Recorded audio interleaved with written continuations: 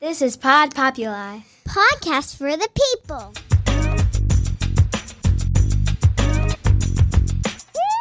The Great Love Debate. It's the Great Love Debate. The Great Love Debate. It's the Great Love Debate. Hi again, everyone. It's Brian Howie. Welcome to the Great Love Debate, the world's #1 dating and relationship podcast since 2015. And we are coming here from just outside a local pub in London, England. So I was going to interview a bunch of people about the landscape of dating in London. I thought that wasn't a good way to get a grasp on it, and I thought that would be mostly an anecdotal look at things. And we've done similar things like that. I did it in a mall food court in Bangkok. I did it in a Starbucks in Shanghai. And when I do that, I did it in Mall of America. Sometimes you're kind of at the mercy of a handful of daters that are within my sphere here outside of the pub. So while I think that's amusing and I like doing it from time to time, I wanted to go a bit deeper on something that I noticed here.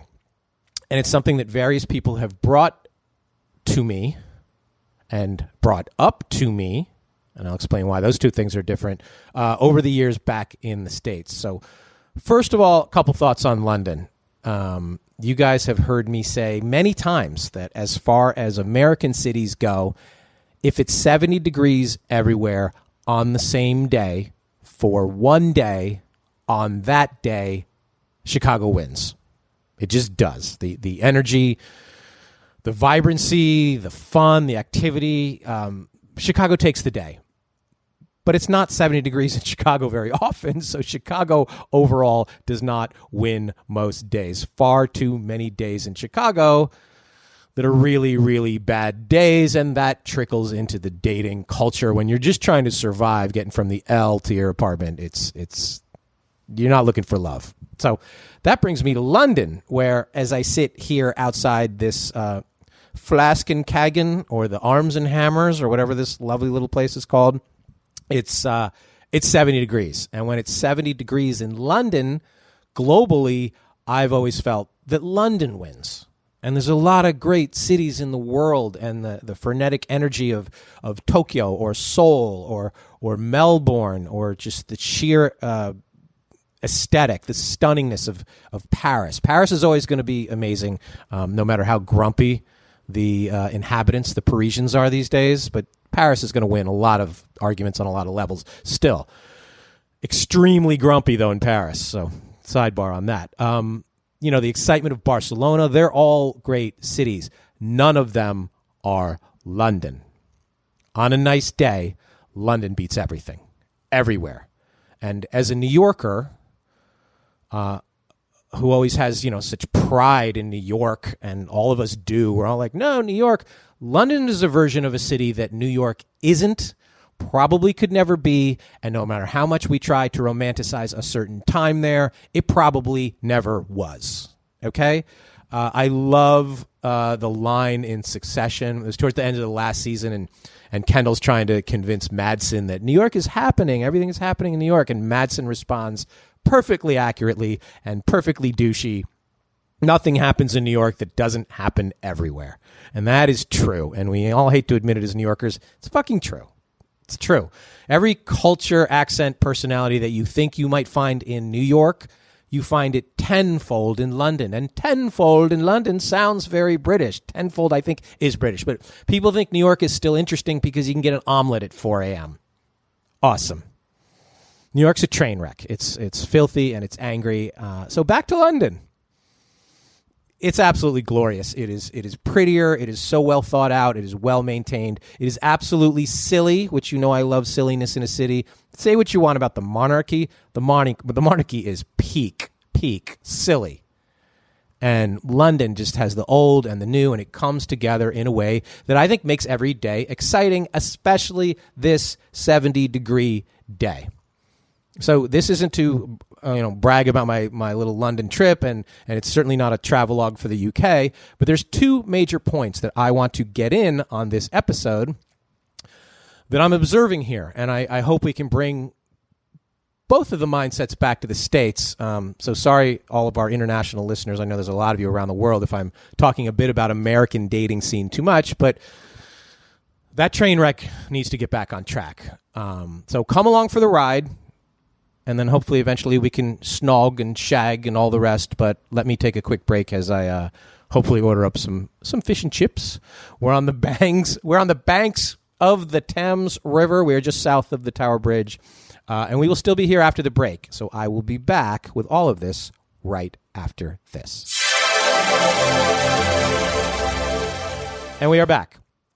So the first thing you will notice about London, well, at least socially, things that I notice because I observe these things, is between the hours of 4 p.m. and, say, 8 p.m., before the sun sets at this time of year and shortly after the sun sets at the rest of the year, are the amount of people who are actually engaged in conversation.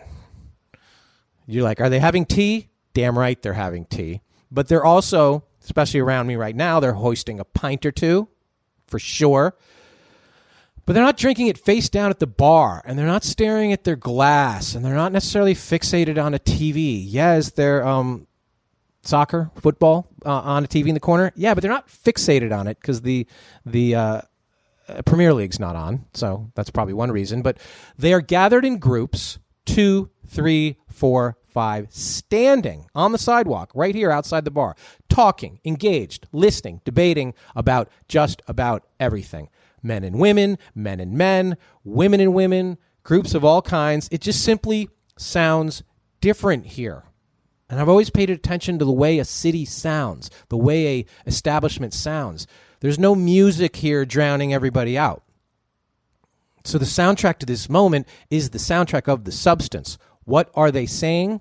Why are they saying it? And who are they saying it to? And you simply aren't seeing that in Seattle, where it's filled with people trying to avoid eye contact.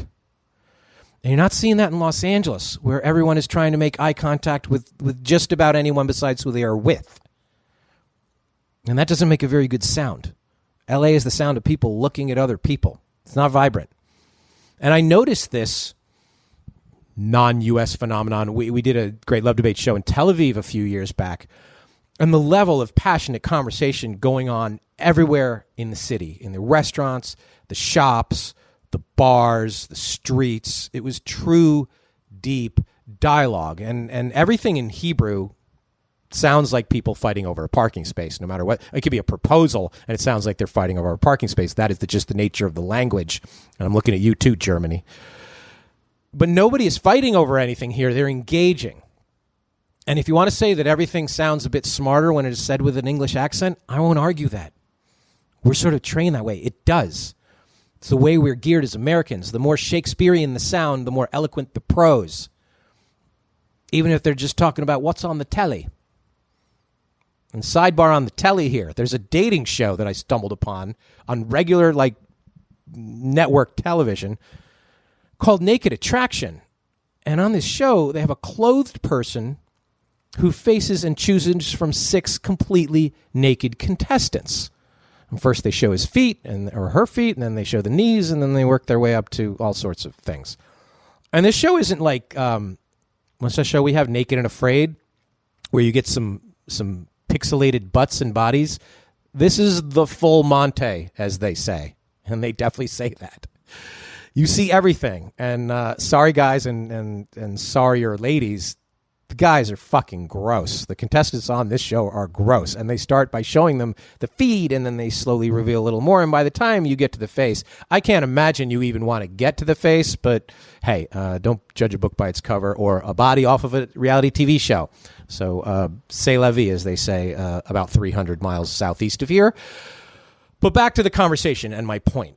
Conversation means communication, and communication by its very nature increases confidence. The better you are and the more often you communicate, I think your confidence will increase, and it will increase everything.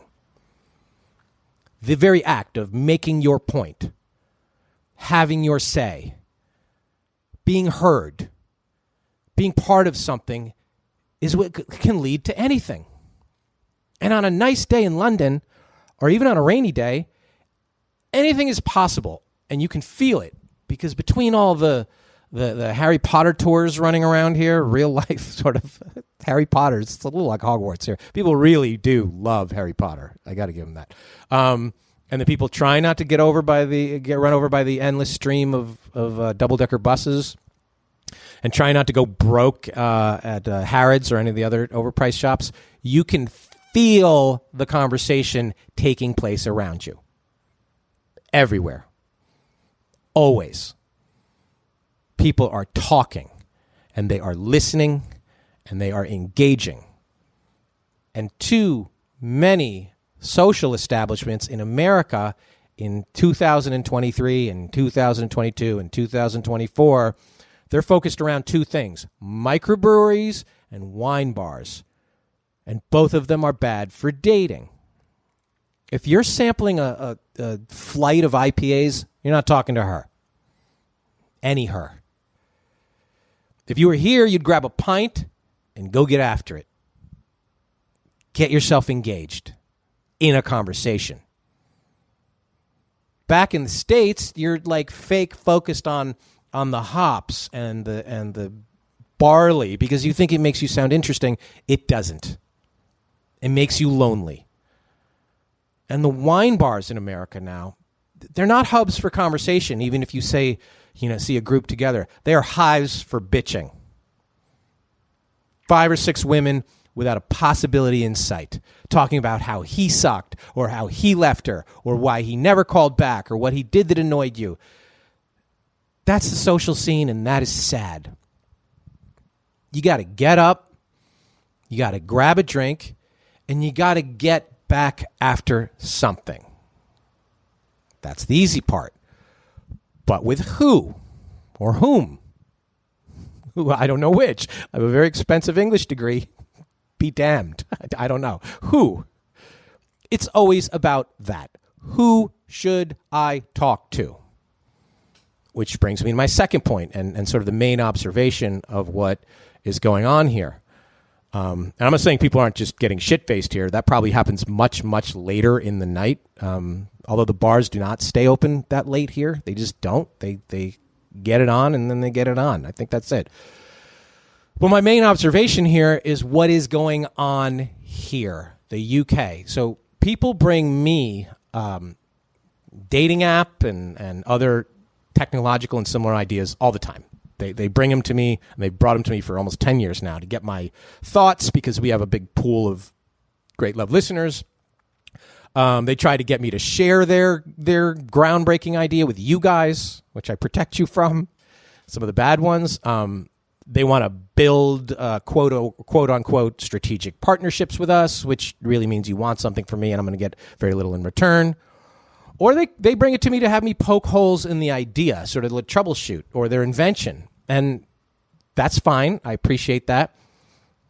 We do have a really big audience at this show, and I understand you want them as your focus group. But one version of this that actually seemed to catch on here, because I've actually noticed it quite a bit in the few days I've been here. It's ubiquitous, as they say here. And maybe they don't say it here, but it sounds like something they would say here. Anyway, I've seen it a bunch, and I'm not going to give you the name of the brand or the entity behind it and promote it because you got to pay me for that kind of publicity. But I want to talk about the philosophy behind it. And that is, it is something to be worn that signifies I am single. And I thought I am single is never quite the right thing to leave with or to focus on, because being single could mean any number of things. Your spouse just got run over by one of these double-decker buses. It could be you hate women or men. It could be you never had a date in your life. It could be you're single because you recently got paroled and you're still on house arrest. Single doesn't really matter. Available is the qualifier that matters. Are you available? Are you available to be approached? Are you available to be interacted or engaged with? Are you available to be asked out, to be dated? Are you available to fall in love? Are you open to the possibilities? Are you interested in exploring opportunities? Available. So let's get back to the idea of wearing something that signifies that. You put your hat on sideways. Does that mean you're available? I mean, is it something subtle like that? And yeah, any sort of signifier or qualifier, none of them are foolproof. A married guy with a ring in his pocket, and I see a lot of married guys with rings in their pockets in hotels that I stay in all the time. It's fucked up. Women too. I can see your little ring tan line, ladies. It's not cool. But one of those people, they're available in a moment just as easily as someone wearing a badge that says "date me." There are, and I will grant you, lots of shenanigans going on in the dating pool. And shenanigans is a great Irish word. So sorry, Brits, they have the corner on the fun phrases. But let me take a second to talk about the philosophy behind what they are advertising as, quote unquote, the world's greatest social experiment on dating, which caught my eye and offended me because the great love debate is and has always been the greatest social experiment on dating. So fuck off, as they say. And as I say. But anyway, how does letting the world know that you are available in some sort of overt, obvious, tangible way help the dating cause? And does it outweigh the risks and worries of, say, a woman announcing to the world that she is open to being dated without it coming off as a feeding frenzy of come get it, boys? A lot of women wear a fake engagement ring just to have guys not hit on them, and it never stops the guys because the guys don't really look at the ring finger nearly as much as women do. And that's the danger of it. Bridget Jones's diary, if she had some I'm single thing, it wouldn't be filled with cute liaisons. It would be this sort of pack of dudes hitting on me in the underground, the subway. And just saying I'm available doesn't really help you anymore by wearing a tag or a brooch or a necklace or a hat or a ring or whatever says so, than being on a dating app does or should. I mean, if you're on a dating app, that should mean you're available, I would think. So do we need that second step, this sort of yellow light, this cautious yellow light that says, I'm okay with it if you want to say hi, which is fucked up that we have to do that because we didn't used to have to do that. But I understand if somebody's like, I'm out, I am grocery shopping, but I want people to say hi. Should they be wearing something that says, I'm okay with hi and I'm okay with a whole lot more if the hi goes okay? Shouldn't need it at all, but I get that there probably is a purpose to it. Our old friend Christina Weber from We Deepen, you've heard her on this show many times. She's running some sort of some kind of single dating nights and she's getting a lot of publicity from it. She's doing it in Los Angeles under the name Shop and Shag, where people, I guess, meet at grocery stores and then they roam around looking for love and, I guess, lettuce. I don't know. And we really appreciate Christina and the work that she does. But my issue is that they hold these events at really super healthy, borderline vegan grocery stores, and kale isn't exactly stimulating the way if they had it at a butcher shop would be. Maybe that's me. People just aren't just hungry for love at these healthy stores. They're hungry, so give them the beef. So I'm not sure the pick up in aisle 6 philosophy is really going to catch on beyond the, well, if this person is at this thing, they must be single. And if you've ever gone to a purely singles advertised event, it's not that great. It's not a great pool. So as always, caveat emptor on that. But secondly, so what? Why do you need these events? Half of the population is single, maybe even way more than that if you count the people in miserable relationships who are looking to jump ship. Because identifying who is single, it's not that hard, and it's a tiny fraction of the overall dating challenge. You throw a dart, you have a better than 50-50 shot of hitting a single person. It's really good odds. Throw another dart, and I say this, people are literally throwing darts 15 feet from me. Quite well, actually, and they're good. That goes on a lot here, and I kind of like it. I'd rather look at them throwing darts than people looking at me saying, why is this guy talking to a microphone on the street by himself? Anyway. And I like the darts because whether you are absolutely terrible at it or a great shot, shooting your shot and throwing your dart is actually and metaphorically a really good thing. But anyway, how much just knowing and not with certainty, but with probability that a person is single. And honestly, if they're taking this step of wearing this signifier that they're also available, how much does that actually help? And honestly, and I'm as cynical as they come, I think it helps quite a bit. I just do.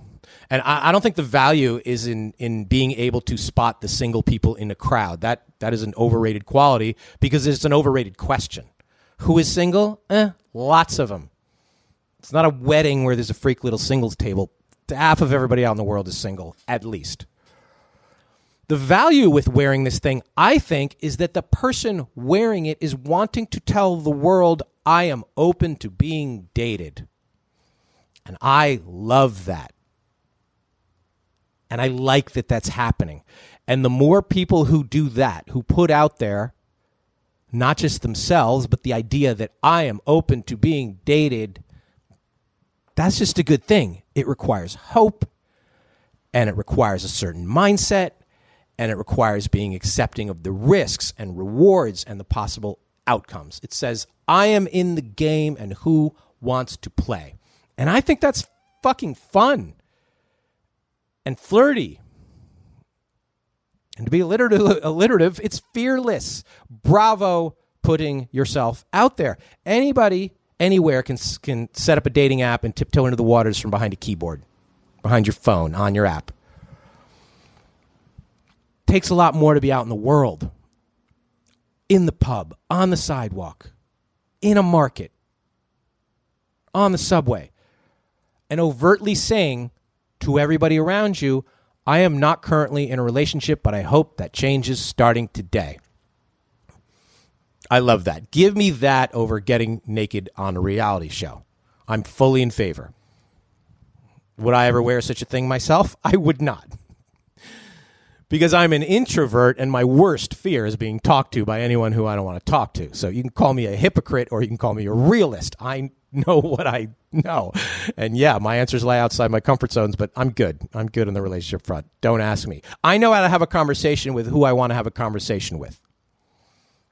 And that asset goes a long way and can sometimes, at least so far, help me overcome any social anxiety. I know my issues and I found out a way to deal with it. I can do the one-on-one with the one I want to do it with pretty well. But if you aren't that and don't either like the idea of a new conversation or you get anxious at the thought of a possible unknown partner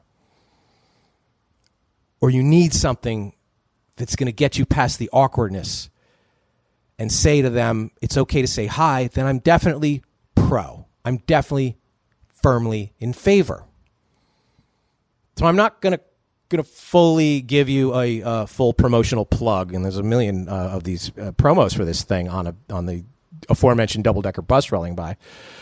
But I'll hint, the product is a turquoise-colored ring that you wear on your ring finger. So when people look at your ring finger, you're going to notice. I do like the philosophy behind it. It is hopeful. And it moves things to real life. It does what one of the earliest slogans of the great love debate said to do over and over is get your head out of your apps. So if you can't get to a Great Love Debate live show, and I really need to reschedule some of the COVID canceled shows that I had planned for the West End here in London. I could have talked all about this with them.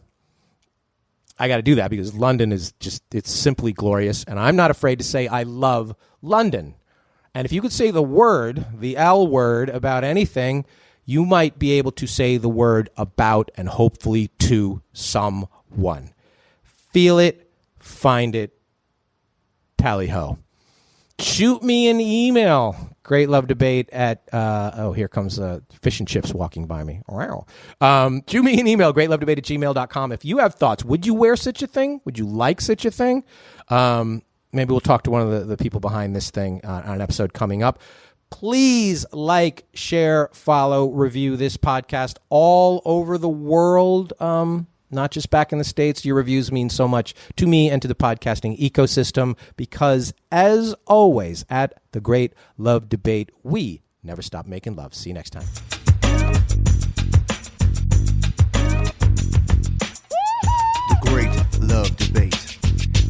great love debate.